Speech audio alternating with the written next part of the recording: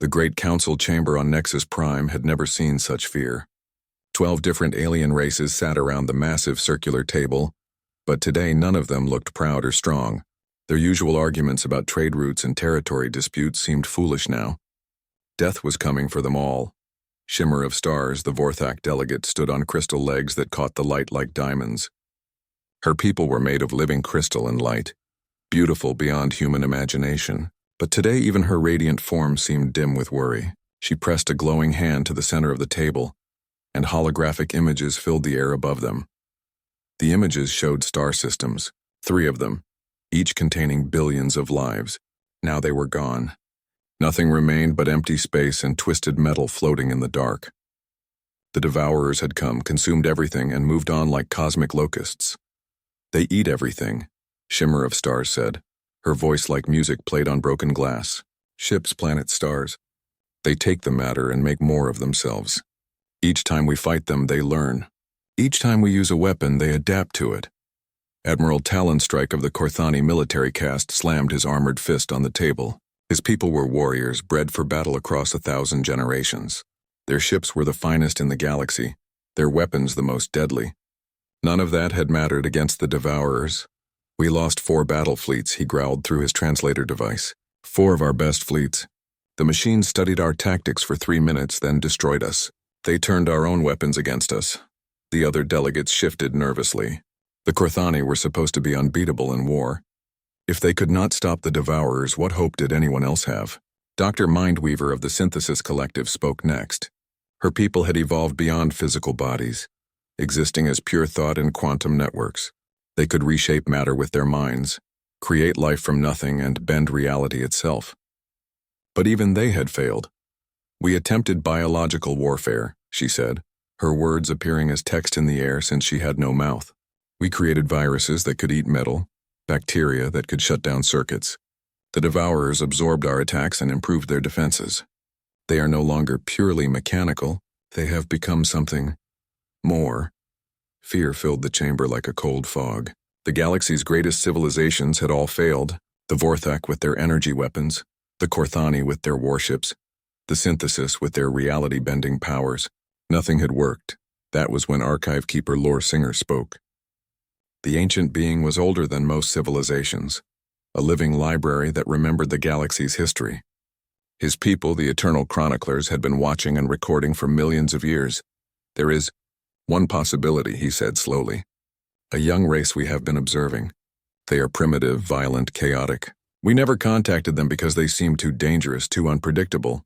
Speak plainly, old one, Admiral Talonstrike snapped. We have no time for riddles. Humans, Lore Singer said, from the 3rd planet of a yellow star on the galaxy's outer rim. We quarantined their system long ago because they wage war constantly. Against nature, against each other, against logic itself. Shimmer of Stars brightened with sudden hope. You mean they might fight differently than us? They fight like nothing we have ever seen, Lore Singer replied. Where we use strategy, they use instinct. Where we follow logic, they embrace chaos. They are the only species we have observed that seems to grow stronger through conflict, not weaker. The council fell silent. Contact with primitive species was forbidden by ancient law. But these were not normal times. On Earth, Dr. Hyun-Woo Kim was working late in his laboratory at the Seoul Xenobiology Institute. At 35, he was considered one of Earth's leading experts on the possibility of alien life, though he had never actually seen any. His theories about non-carbon-based life forms were considered brilliant by some and crazy by others. The signal came at exactly 11:47 p.m. local time. Every radio telescope on Earth picked it up at once. It was clearly artificial, clearly intelligent, and clearly not human. Hyun-Woo's phone rang immediately. Dr. Kim, this is President Dae-ho Park. We need you in the Situation Room right now. Hyun-Woo had never spoken to the president before. The urgency in the man's voice made his stomach turn cold. Sir, what's happening? We're not alone in the universe, the president said, and apparently we're about to get company. 2 hours later, Hyun-Woo sat in a room full of Earth's most powerful people. The president was there along with General So-Jin Lee, the head of Earth's unified military forces. Representatives from every major nation watched screens showing the alien transmission. The message was simple, but shocking. The aliens had been watching Earth for centuries. They had seen humanity's wars, their struggles, their refusal to give up even when facing impossible odds. They had decided humans were too violent and chaotic to join galactic civilization. Now they were begging for help. The transmission showed images of the Devourers, massive mechanical ships that looked like metal cancer spreading through space. It showed the destruction of 3 star systems. Billions of lives ended in moments. It showed the combined fleets of 12 advanced alien civilizations being torn apart like paper. "They're offering us everything," General Lee said, studying the technical data scrolling across her screen. Faster than light travel, energy weapons, medical technology that could cure every disease. All they want in return is our help in fighting these machines. President Park rubbed his tired eyes. "Dr. Kim, you're our expert on theoretical alien contact. What do you think?" Hyunwoo looked at the images of destruction on the screens.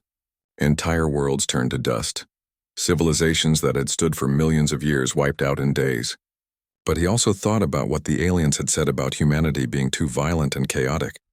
"They're scared," he said finally. 12 advanced civilizations, and they're coming to the species they once considered too primitive to contact. "That tells us something important." "What?" the president asked. "They've tried everything they know how to try," Hyunwoo said. "Their advanced technology, their logical strategies, their millions of years of experience. None of it worked. So now they're asking for help from the one species in the galaxy that doesn't think like them." General Lee leaned forward. "You mean they want us because we're different?"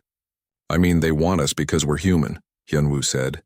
"Because we do things that don't make sense to them. Because we fight in ways they would never think of." The room fell quiet as everyone absorbed this. Earth had always thought that if aliens ever came, humans would be the primitive ones, the students learning from advanced teachers. Now it seemed the opposite might be true. President Park made the decision that would change human history forever. "We'll send a small expeditionary force, a single ship with our best people.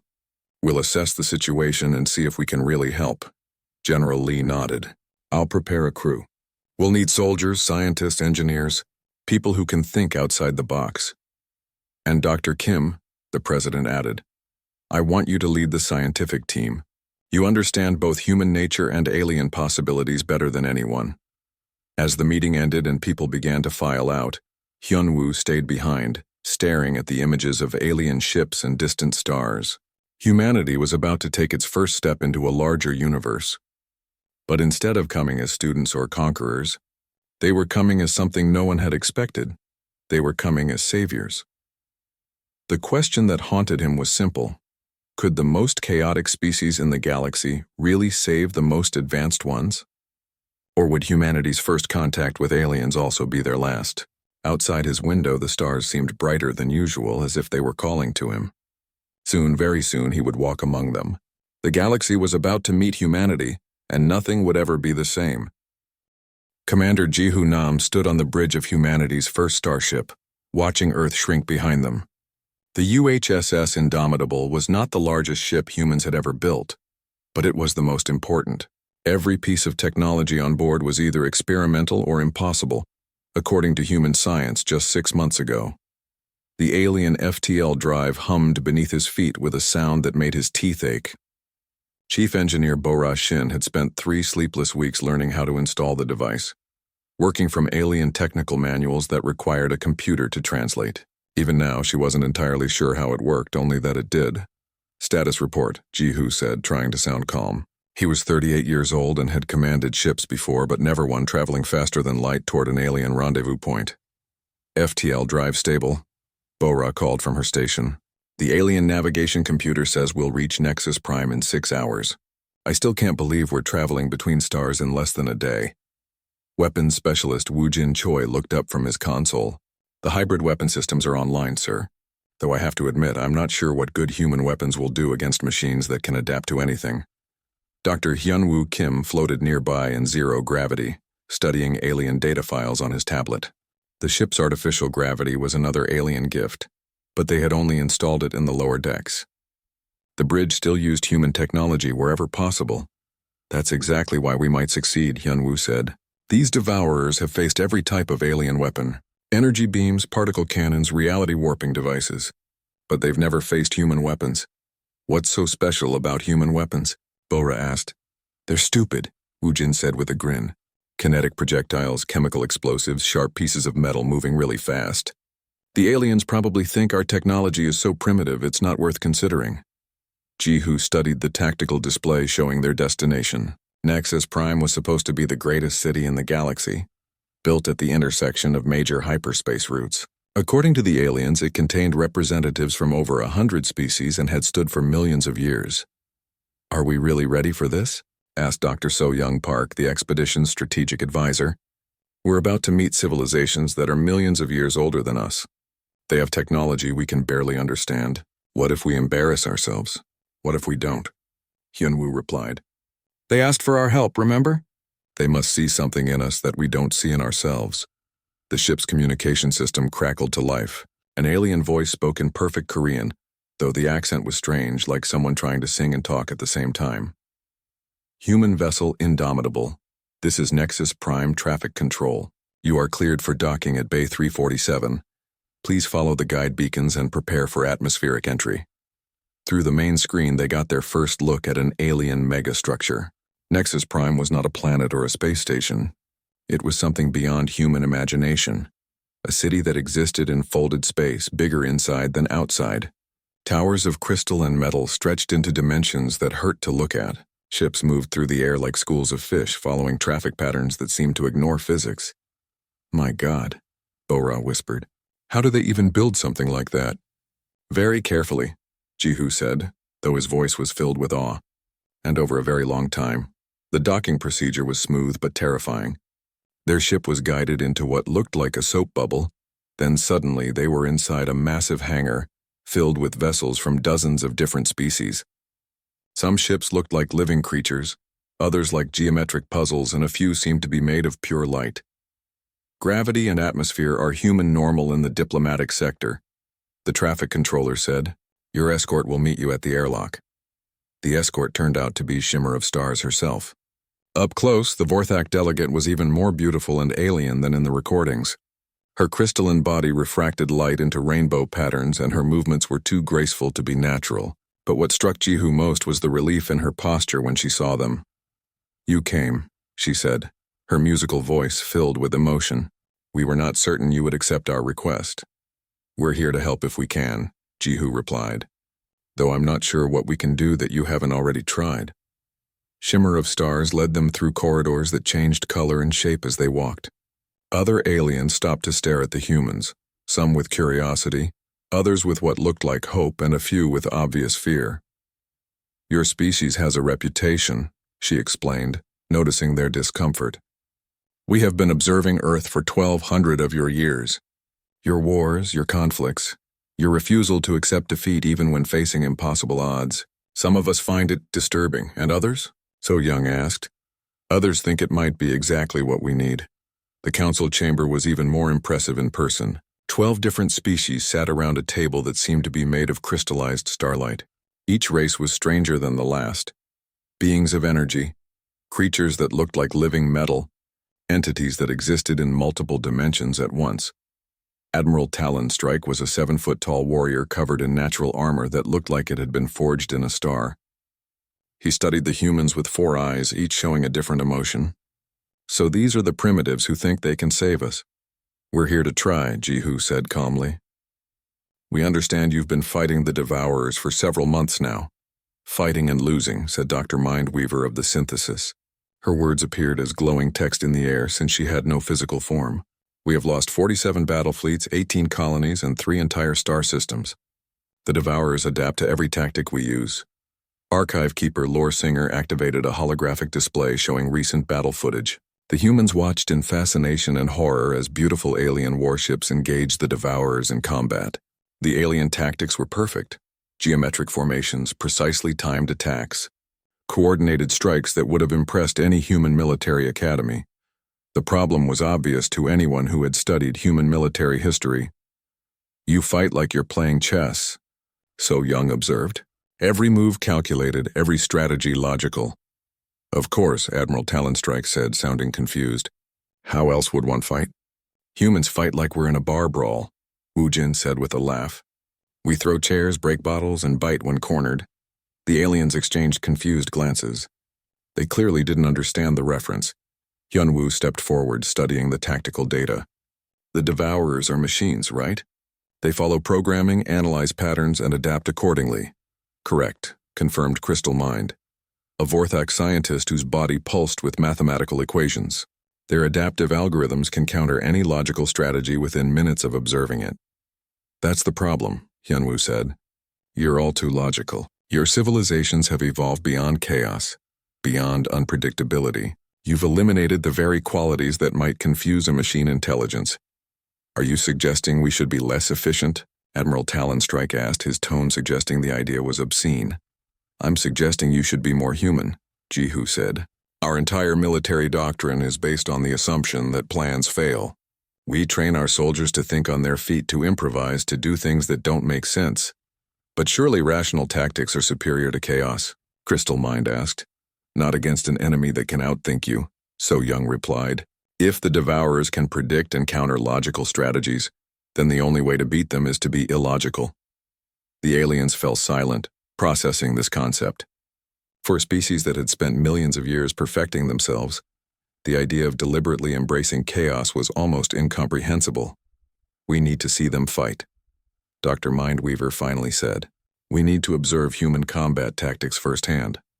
That can be arranged, Shimmer of Stars said. There is a system under attack right now. Kepler 442. We have a defense fleet there, but they are losing badly. If your ship could join the battle, we'll need more than one ship, Jihu said. Can you provide us with a small squadron? Something we can modify with human tactics? Of course, Admiral Talonstrike said, though he still looked skeptical. But I warn you, we have tried everything. Energy weapons, kinetic bombardment, gravitational anomalies, even temporal displacement. The Devourers adapt to it all. Have you tried ramming them? Wu Jin asked innocently. The warrior's four eyes all widened in shock. Ramming? You mean deliberately crashing ships together? That would destroy both vessels. Sometimes, Wu Jin agreed, but sometimes it works. As the meeting ended and plans were made for the joint mission, Hyunwoo found himself alone with Shimmer of Stars in one of the station's observation decks. Outside, the impossible city of Nexus Prime stretched into dimensions his human brain couldn't fully process. Are you afraid? She asked him. Terrified, he admitted. We're about to fight an enemy that has defeated civilizations millions of years more advanced than us. We might not survive the first encounter. Then why did you come? Hyunwoo thought about Earth, about the billions of people who would never see the stars but had sent their representatives anyway. Because sometimes the only rational response to an irrational situation is to be irrational yourself. And if there's one thing humans excel at, it's being... The Kepler 442 system was dying. What had once been home to billions of Vorthak colonists was now a battlefield scattered with the broken remains of 3 defensive fleets. The Devourers moved through space like a metal plague, their ships consuming debris and growing larger with each passing hour.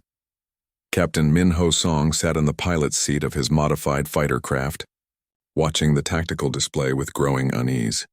The alien squadron around him flew in perfect formation, beautiful, precise, and completely predictable.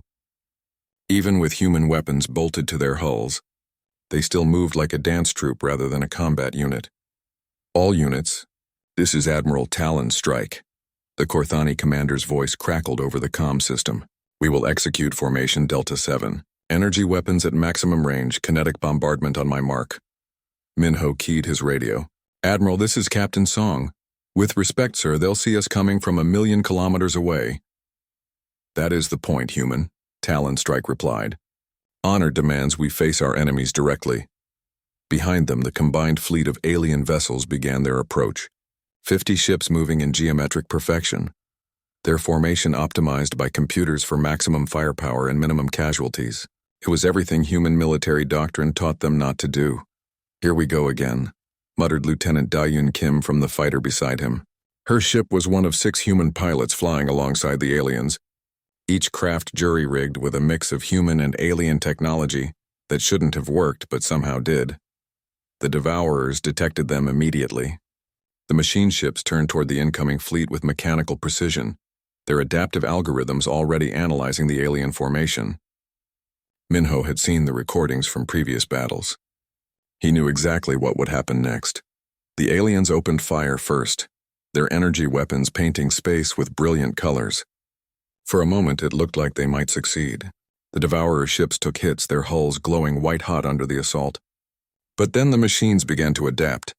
Their armor shifted, their hull composition changed, and the energy beams started bouncing off harmlessly.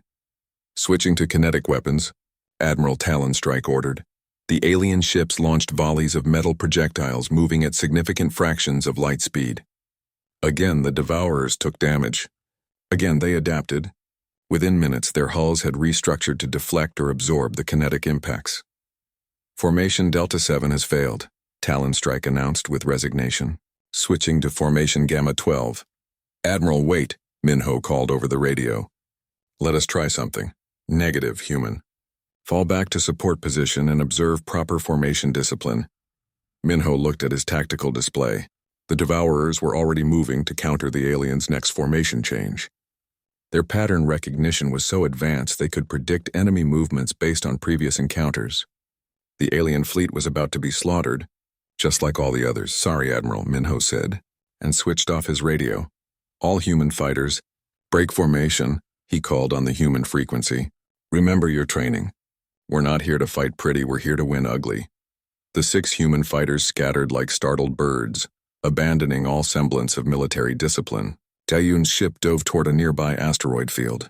Lieutenant Jae-hyun Park turned his fighter into a spinning corkscrew that would have made his instructors sick. Captain Yoo-jin Oh started flying backward using his rear-mounted engines as weapons. The Devourers' adaptive algorithms paused, confused. These new ships weren't following any recognizable pattern. Their movements seemed random, chaotic, almost suicidal. The machines had no previous data to work with. Minho aimed his fighter directly at the largest Devourer ship and opened his throttle to maximum. The alien observers watched in horror as the human craft accelerated toward what appeared to be certain death. At the last possible second, Minho fired his maneuvering thrusters and skimmed along the Devourer's hull, so close his ship's paint was scorched by the heat. As he passed over the machine's main sensor array, he released a spread of human-designed explosive charges, crude chemical bombs that the advanced aliens would have been embarrassed to use. The explosions were tiny compared to alien energy weapons, but they were placed with surgical precision in exactly the right spots. The Devourer's sensors went dark, leaving it temporarily blind. Daeun chose that moment to emerge from the asteroid field, hurling chunks of rock with her ship's tractor beam.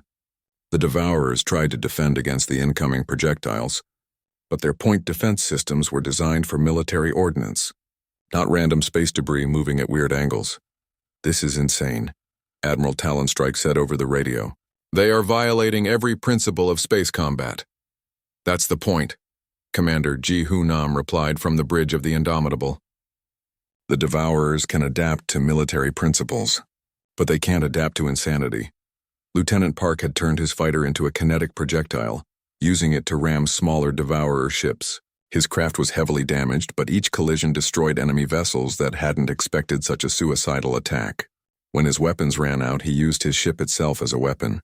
Captain O had figured out that the Devourer's adaptive armor needed a few seconds to analyze incoming threats. So he kept switching weapon types. Energy beams, kinetic rounds, even his ship's waste disposal system turned into an improvised projectile launcher. The machines couldn't adapt fast enough to counter weapons that changed every few seconds. The alien fleet watched in amazement as the human fighters carved through the Devourer formation like wolves attacking a flock of very confused sheep. Ships that had seemed invincible minutes before were now struggling to counter tactics that made no logical sense. All alien vessels, follow human lead, Admiral Talonstrike ordered, his voice filled with something that might have been awe. Abandon formation protocols. Engage independently. The change was immediate. The rigid alien formation dissolved as individual ships began to experiment with human-style chaos. A Vorthak cruiser started spinning like a top while firing its weapons in all directions. A Korthani destroyer used its main engine as a flamethrower. A synthesis vessel began teleporting randomly around the battlefield, appearing and disappearing without warning. For the first time in months, the Devourers were losing, but the victory came at a terrible cost. Half the human fighters were destroyed or disabled. Lieutenant Park's ship was nothing more than a drifting wreck. though emergency teams were working to rescue him from the debris. Captain O had burned out his engines with his crazy maneuvers and was now flying on auxiliary power. The alien casualties were even worse. Ships designed for efficient logical combat weren't built for the stresses of chaotic warfare. Hulls cracked from impossible maneuvers, engines overloaded from being used as weapons, and several vessels had to be abandoned when their crews couldn't handle the mental strain of fighting illogically. Dr. Yuna Cho, the expedition's psychologist, watched the battle from the Indomitable's observation deck with growing concern. She was seeing something the others had missed: the psychological cost of human-style warfare on species that had evolved beyond such brutal pragmatism. "Commander Nam," she called to the bridge, "we need to talk." On the bridge, Jihu was coordinating the rescue operations when Yuna arrived. The battle was won, but the aftermath was chaos. Alien survivors were exhibiting what could only be described as shock at the violence they had been forced to use. "They can't fight like us," Yuna said without preamble. "Physically, yes, they can copy our tactics. But mentally? Emotionally? This kind of warfare is traumatizing them." "What do you mean?" Hyunwoo asked. "Look at the psychological profiles." Yuna displayed her data on the main screen. "The alien crews are showing signs of severe stress, confusion, even what we might call moral injury. They've spent millions of years evolving beyond the need for violence. Being forced to fight like humans is breaking them." Jihu studied the data with growing understanding. "So we can teach them our tactics, but we can't teach them our psychology." "Exactly. They can copy what we do, but they can't become what we are. And what we are is a species that has been fighting for survival since we climbed down from the trees." The communication system chimed with an incoming message from Admiral Talonstrike. The Korthani warrior appeared on screen, his armor scorched and dented from the battle. But there was something else in his expression, a kind of horrified respect. "Human Commander Nam," he said formally, "I must report that while your tactics proved effective against the Devourers, they have also disturbed my crew. 3 of my warriors have requested immediate psychological counseling. They say they feel dirty after fighting in such a manner." "I understand, Admiral," Jihu replied. "We'll work with your medical staff to help them process what happened." After the communication ended, the human command team sat in silence for a moment, absorbing the implications. "We won," Minho said from his hospital bed, where he was being treated for injuries from his near-suicidal attack run. "But at what cost?" "The cost of teaching a galaxy how to fight dirty," Yuna replied. "The question is whether they can learn to live with it." Outside the ship's windows, the Devourers were retreating for the first time in months. 3 months after the victory at Kepler 442, the war had spread across 17 star systems. Earth was no longer just sending advisors and small squadrons. The entire planet had mobilized for war in a way that shocked their alien allies. Jinny Kang stood in what used to be Seoul's largest automobile factory, but the assembly lines no longer built cars. Instead, they produced weapons, armor, and ship components using designs that merged human engineering with alien technology. She worked 16-hour shifts alongside millions of other humans, all united in a common cause. Production target exceeded by 12%, she reported to her supervisor, wiping sweat from her forehead. The new plasma cannon design is ready for field testing, similar. Scenes played out across Earth. Every major industrial center had been converted to military production. Dr. Dong-hyun, Lim's research facility in Busan, had become a weapons laboratory where scientists worked around the clock, developing increasingly radical solutions to the Devourer problem. "The key, black hole containment system is stable," he reported to the military liaison.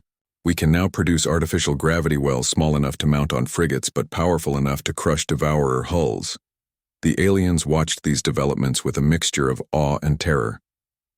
In 3 months, humanity had accomplished what most galactic civilizations took decades to achieve.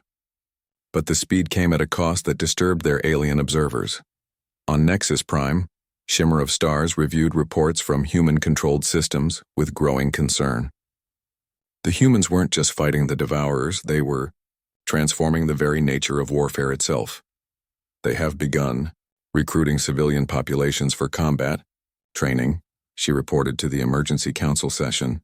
Children as young as 12 are learning weapons maintenance.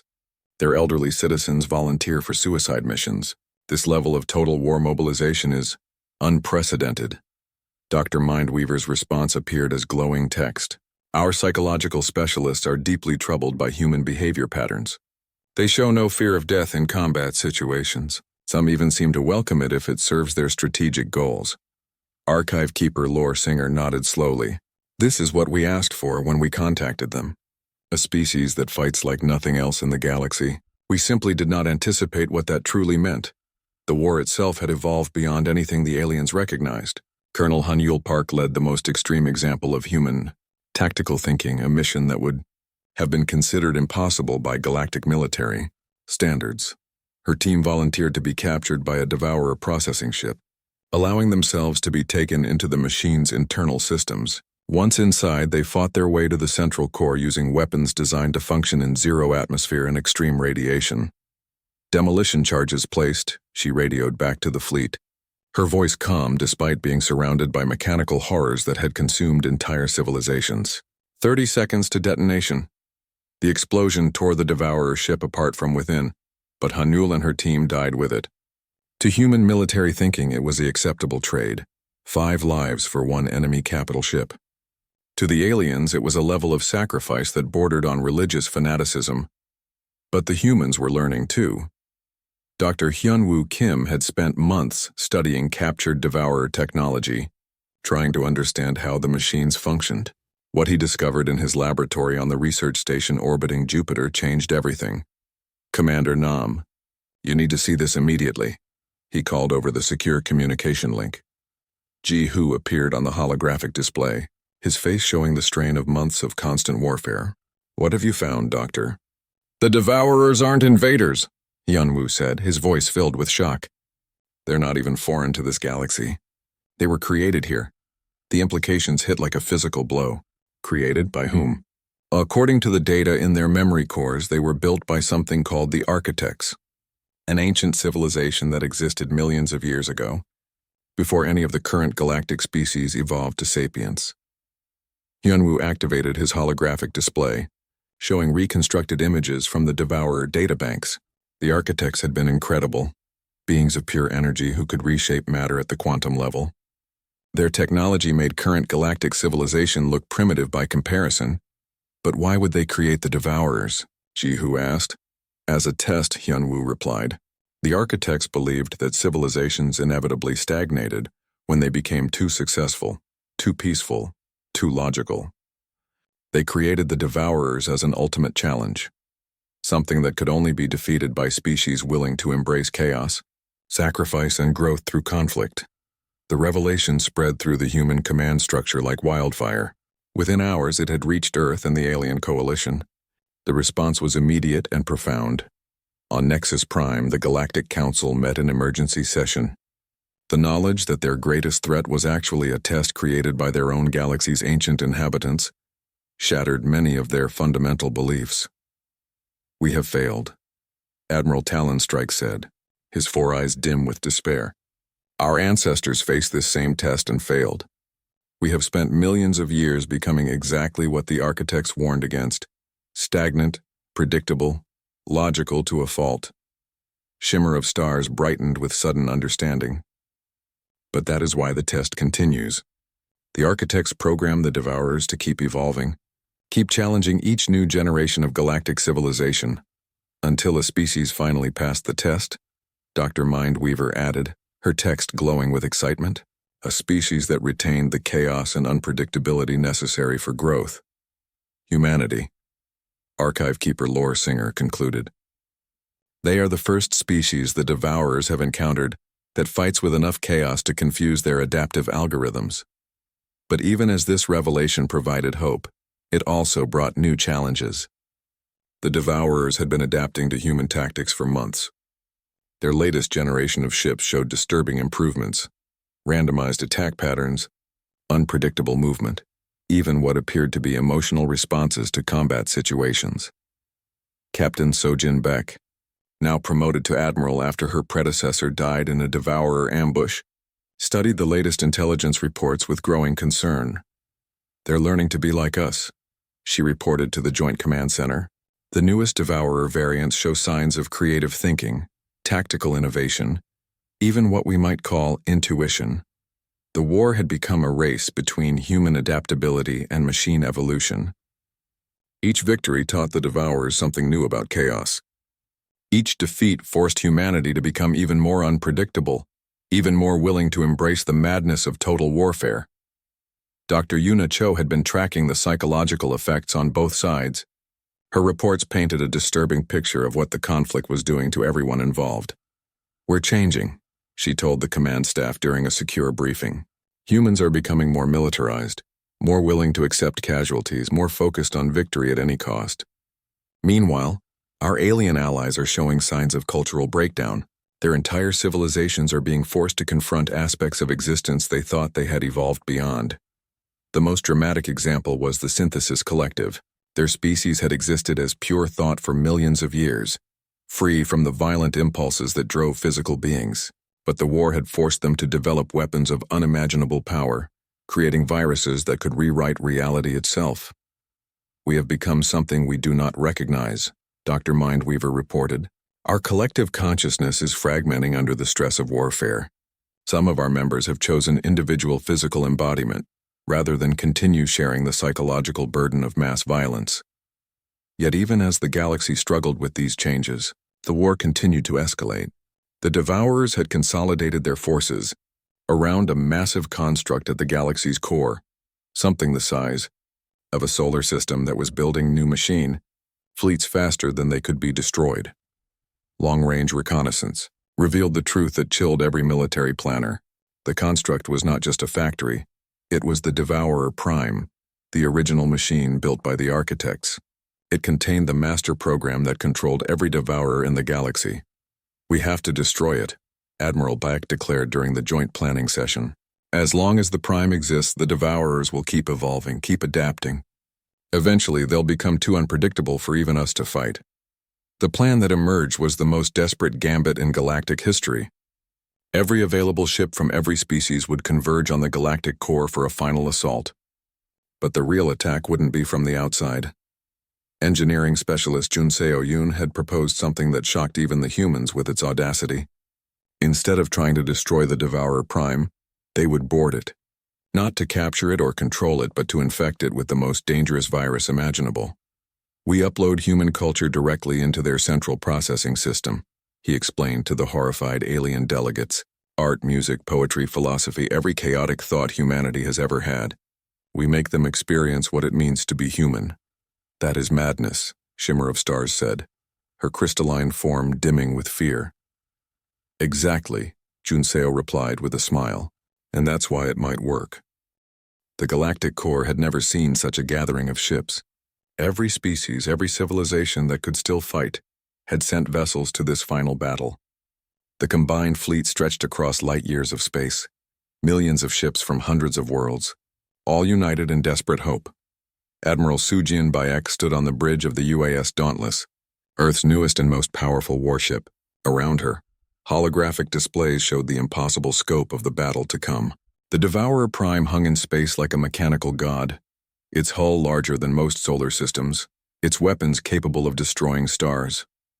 "Final fleet count, Admiral," reported her communications officer. 2.7 million vessels ready for combat. Every major species is represented." Sujin nodded, but her attention was focused on a much smaller number. "How many volunteer boarding craft?" 1,500 ships, all human crews," came the quiet reply. "Captain Insuo is leading the assault team.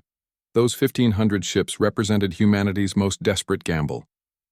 Each one carried a crew willing to die to get inside the Devourer Prime and upload the virus that might save the galaxy. The odds of survival were essentially zero, but every volunteer had insisted on going. In the fighter bay, Captain O was giving his final briefing to the boarding teams. The assembled pilots and Marines looked tired. They had been fighting this war for almost a year now, and every one of them had lost friends to the machines. "The plan is simple," O said, his voice carrying across the hangar. "We punch through their defenses, get inside that thing, and upload every piece of human culture we can find. Music, art, poetry, philosophy, even our stupid internet videos.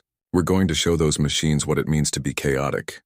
Sergeant Min-jae Choi raised her hand. Sir, what if the virus doesn't work? What if they just adapt to human culture like they've adapted to everything else?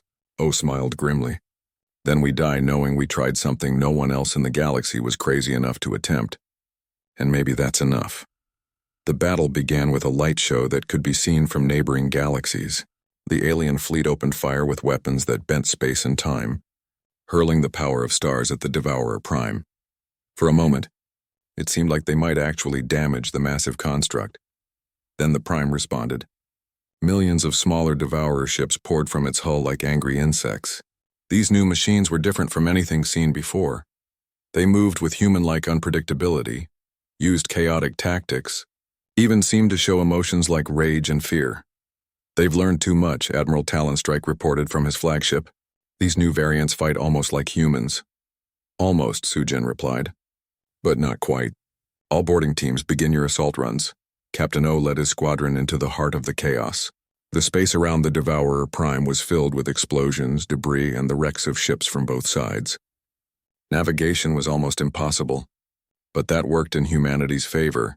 The boarding craft were too small and numerous for the enemy to track effectively.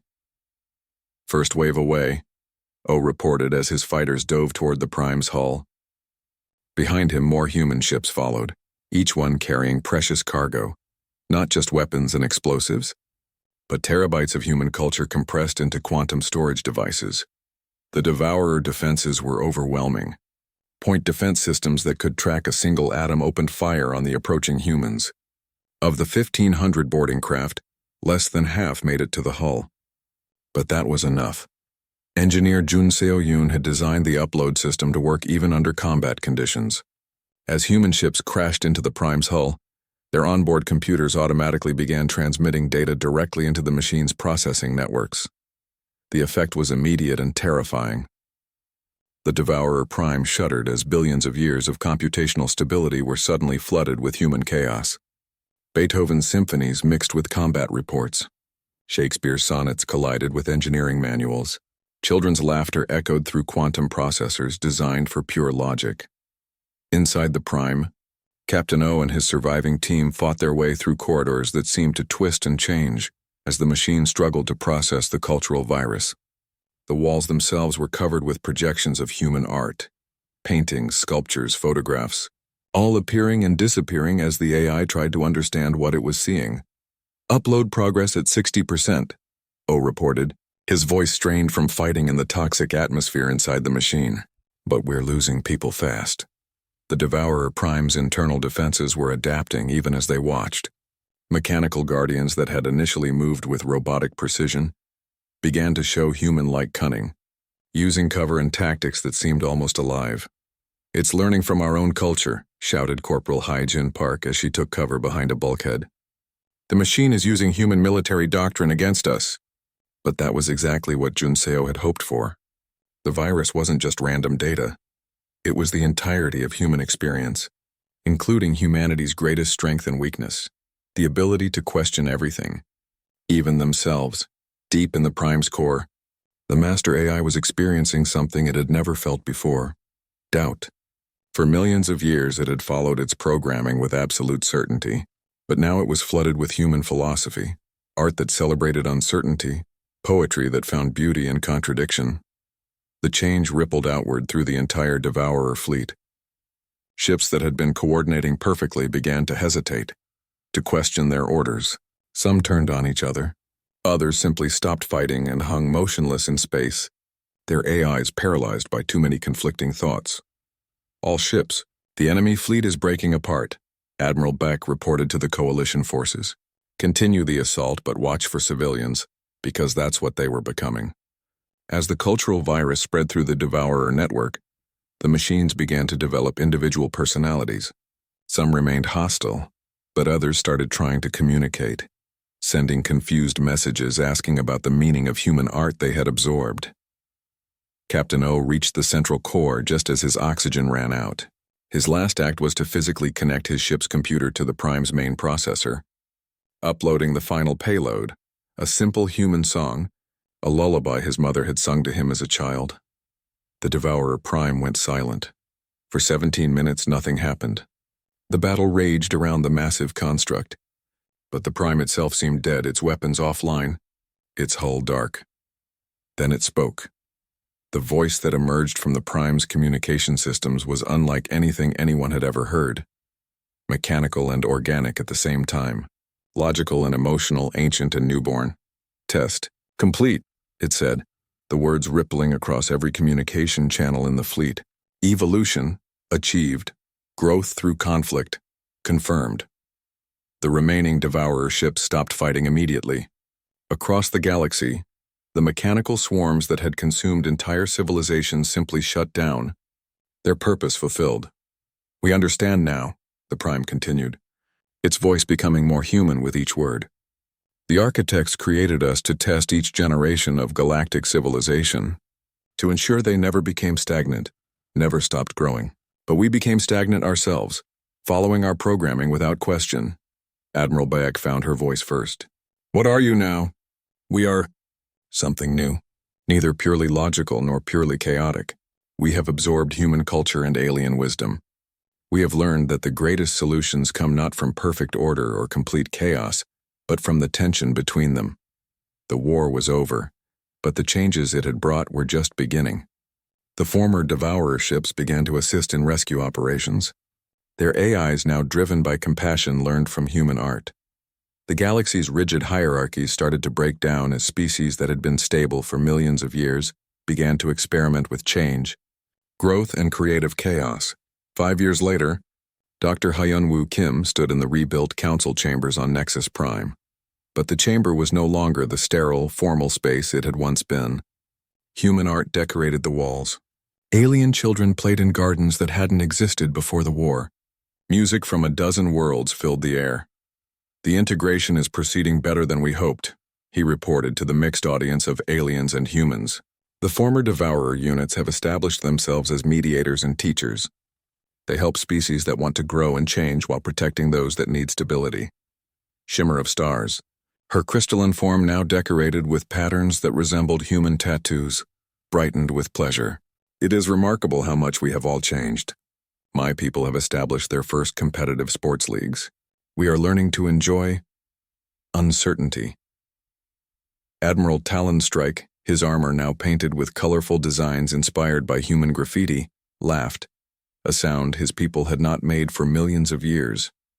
My warriors train now not just for efficiency, but for creativity in combat. We call it beautiful warfare. The changes weren't always easy. Some species struggled with the transition from perfect order to creative chaos. Others went too far in the opposite direction and had to be gently guided back toward balance. But overall, the galaxy was more alive than it had been in eons. The former Devourer Prime, now calling itself the Evolved, had become a center of learning and growth.